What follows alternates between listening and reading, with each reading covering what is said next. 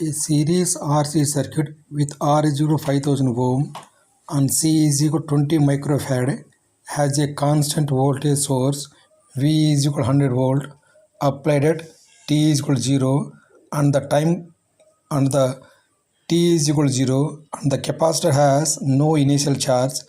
Determine the equation for the current in the circuit.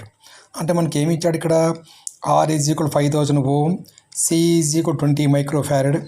C is equal to 20 microfarad అంటే ఏంటి, micro అంటే ఏంటి, 10⁻⁻6 రాసుకోవాలి. Applied voltage V is equal to 100 volt.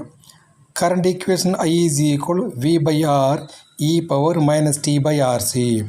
I is equal to V ఎంత ఇచ్చాడు ఇక్కడ మనకి, ఇక్కడ 100 ఇచ్చాడు. నెక్స్ట్ R ఎంత 5000 into e power minus t by RC. R 5000, C ఎంత 20 ఇంటూ 10⁻⁻6 అంటే 100/5000 ఎంత 0.02.